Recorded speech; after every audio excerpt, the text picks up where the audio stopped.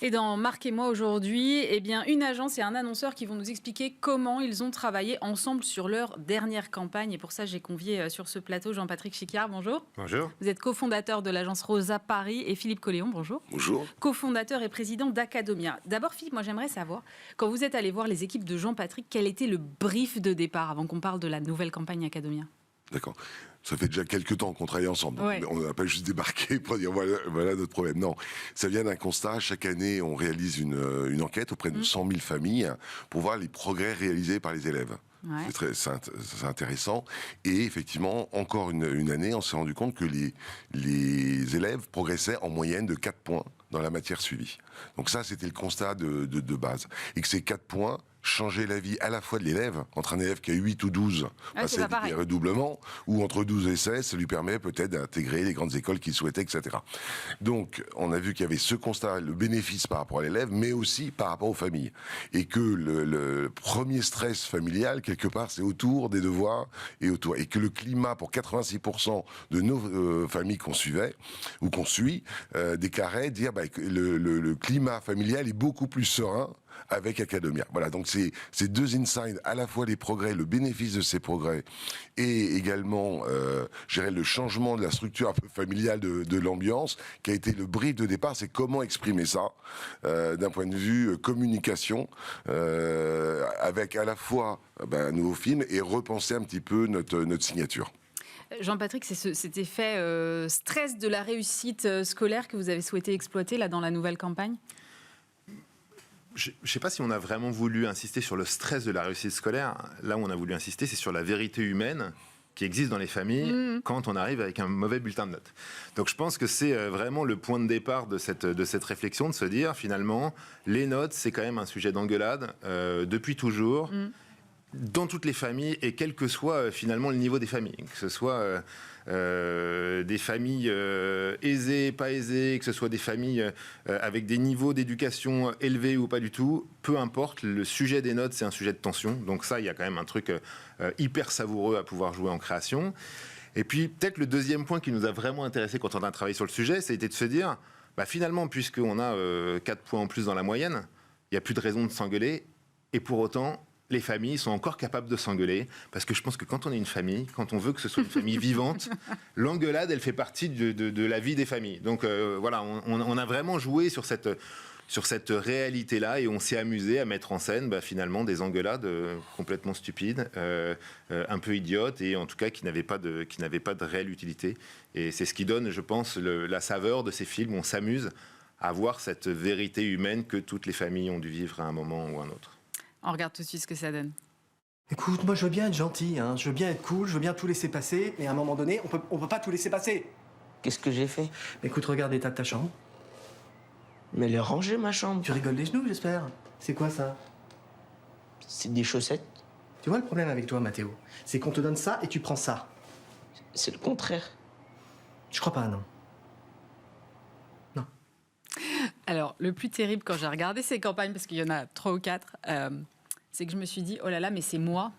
En fait, tous les parents disent la même chose, Jean-Patrick, c'est effarant. Ouais, disons qu'on le voit très vite sur les réactions des parents, on le voit sur le social listening, on le voit sur les réactions de cette campagne. Bien sûr. Tout le monde s'est amusé, tout le monde s'est retrouvé, en se disant... En plus, c'est la réalité de la vie. Alors, c'est ça qui est fou, parce qu'en plus, on en parle souvent avec Philippe. Alors qu'on est dans une génération de parents, de collégiens ou de lycéens qui aujourd'hui sont peut-être plus cool que leurs prédécesseurs, parce qu'ils ont envie que leurs enfants s'épanouissent, prennent confiance en eux. Quand on écoute les études, ils sont hyper laudatifs sur cette dimension-là. Il n'empêche qu'ils n'ont jamais été autant stressés par les résultats, parce qu'il y a aussi il y a du Parcoursup derrière, il y a des obligations où les notes sont extrêmement importantes. Donc finalement, c'est cette tension, c'est cette crispation qu'il peut y avoir entre j'ai envie d'être cool et en même temps, dès que le bulletin de notes n'est pas au niveau, ça génère un stress absolument monumental. Donc c'est pour ça que les gens sont, je pense, retrouvés à travers ces 3 films. Non, mais il y a une sorte d'universalité du vocabulaire de parents. Enfin, moi, ça m'a plutôt frappé. Ça veut dire que les créatifs, ils ont trouvé cette réalité-là, et pourtant, ils ne sont pas parents. Donc ça veut dire que je pense qu'eux aussi, en tant qu'anciens étudiants, ils ont vu sans doute le reflet des engueulades qu'ils avaient pu voir à la maison. Philippe, quand vous avez vu la campagne la première fois, quelle a été votre réaction ? C'est la vérité. C'est exactement ce que vous avez dit. Chacun se retrouve, alors à travers un film plus ou moins. Et je pense qu'on n'est pas tombé ni dans la caricature, ni dans l'outrance. Je dirais quelque part d'une situation. Donc elle est vraie. Donc les gens se retrouvent. Et je pense qu'une bonne campagne, c'est une campagne vraie, qui joue à la fois sur l'émotionnel, parce que c'est des films où en tant qu'enfant ou en tant que parent on se retrouve, et sur le rationnel, qui sont effectivement quelque part ces progrès ou le bénéfice un petit peu de passer par Academia. Alors, quand même, quand on regarde la campagne sans pack-shot de fin, ce qu'on a fait là, on se dit, mais pour qui est cette campagne ?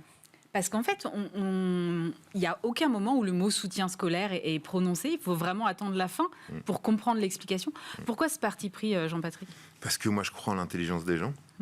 Donc, je crois qu'à un moment, si on a un message qui les interpelle, ils vont regarder jusqu'au bout déjà. Ils vont s'intéresser pour savoir qui est-ce qui a pu les interpeller. Et je pense que la réponse qu'on amène avec ces 4 points en plus dans la moyenne, avec Academia, qui est aussi le leader de cette catégorie. Donc là encore... sans dire qu'il joue un peu pour la catégorie, oui, il porte un peu tous ces enjeux d'éducation. Voilà. Donc moi, je crois à l'intelligence des gens, et je crois qu'aujourd'hui, c'est nécessaire de croire dans l'intelligence des gens pour capter leur attention. Parce que sinon, ils n'ont pas tant de cerveau à accorder à la publicité. La publicité, elle est intrusive. Ils ne sont pas attentifs face au tunnel publicitaire. Donc je pense que faut croire qu'à un message qui est interpellant, qui va les toucher, on va les capter jusqu'au bout. Ça oblige à plus de créativité, le fait de pas avoir beaucoup de temps de cerveau disponible? Ah oui, ça oblige à se poser plein de questions. Ça oblige beaucoup à se mettre à la place des gens. Et finalement, en tout cas, chez nous, c'est une obsession de toujours se dire en quoi est-ce que finalement ce message va être intéressant, et est-ce que les gens sont en position d'écoute pour l'accepter. Parfois, il y a plein de marques, nous on a plein de clients qui viennent nous voir en disant j'ai envie de dire ça. Moi, je leur dis à chaque fois, est-ce que c'est ce que les gens ont envie d'entendre ? Parce que qu'une marque a envie de dire ça, c'est son problème, mais c'est pas le problème des gens. Donc je pense que nous, on est vraiment d'abord du côté des gens avant d'être du côté des marques, et on essaie de trouver l'interstice intelligent dans lequel le discours de marque va pouvoir s'intercaler de façon naturelle, sereine, élégante, sans que ce soit trop poussif. Donc voilà, donc je pense que oui, c'est un talent.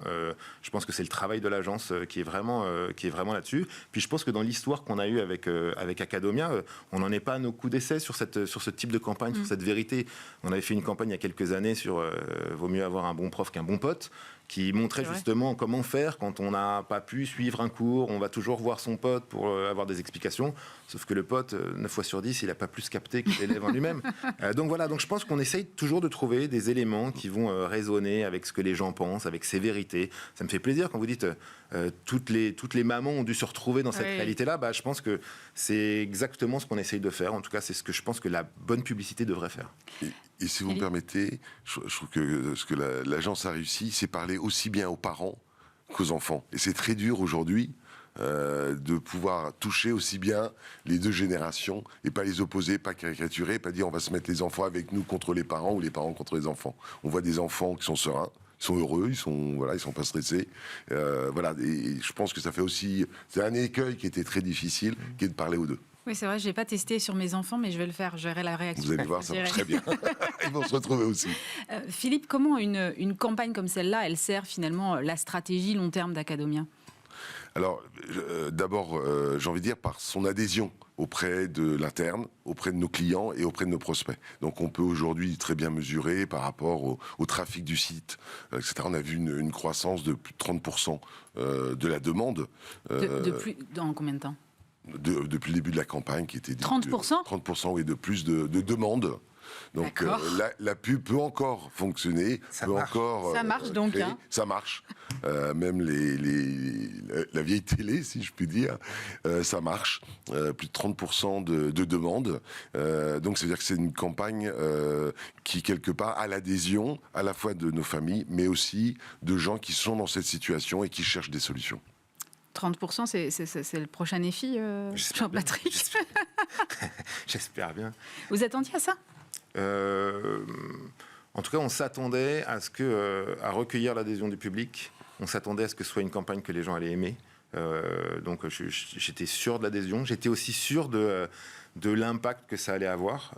Donc voilà. Après, ce qui est rassurant, c'est que là encore, on touche une vérité. Je pense qu'une des forces aussi, ça a été de chercher à simplifier le propos, parce qu'on peut avoir 1000 trucs à dire. Puis à un moment, d'un commun accord, on s'est dit finalement, ce plus 4 points, c'est quand même naturellement ce que les gens aussi attendent.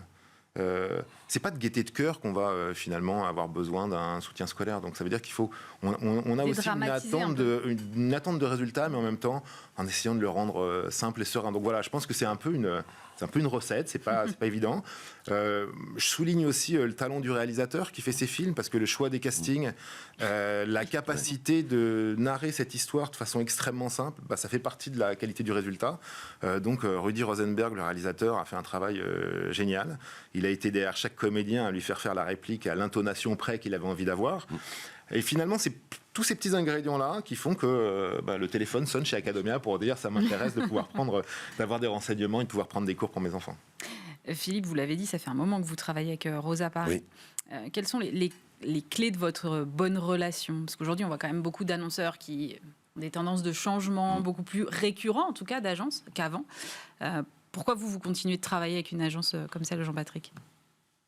Pour leur talent, je dirais, créatif et quelque part de nous comprendre là où on veut aller. Je crois qu'une entreprise a envie de développer un projet et a besoin de partenaires pour nous aider quelque part à dérouler ça. Donc ils ont compris un petit peu quel était l'ADN d'Academia. Ils nous accompagnent effectivement depuis plusieurs années maintenant à donner, si je puis dire, de la substance et une réalité à une marque. Sachant qu'on parle d'un sujet quand même sensible qui est l'éducation, les enfants, et que quelque part le terrain de jeu est quand même limité en termes d'expression créative. Et dans ce terrain de jeu, effectivement, Rosa excelle avec toujours de l'humour, de la vérité, de la sincérité.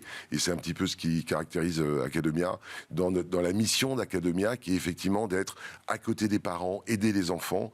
C'est ce qu'on fait depuis 25 ans. Jean-Patrick, c'est le début d'une saga? C'est ces 4 spots-là? Ça pourrait se décliner? En tout cas, ce qui est sûr, c'est que le terreau est fertile. On a plein d'autres idées, mais toujours dans cette recherche de simplicité. Je pense que, là encore, bon pote, bon prof, c'était une manière de l'écrire. Il va falloir trouver d'autres sujets d'engueulade que les notes, c'est une autre manière de l'écrire. Donc à chaque fois, en tout cas, ce qui est sûr, c'est qu'on cherchera à construire des histoires humaines qui s'appuient sur des vérités évidentes, simples, et qui parlent à tout le monde et qui puissent résonner justement dans tous les esprits. Merci beaucoup pour ce cas pratique à tous les deux. Philippe Colléo, cofondateur et président d'Academia, et Jean-Patrick Chicard, cofondateur de Rosa Paris. C'est la fin de cette émission, bien sûr. On se retrouve la semaine prochaine. Et puis d'ici là, vous pouvez nous retrouver en replay sur le site de bismarck.fr et en podcast sur toutes vos plateformes d'écoute. À très vite.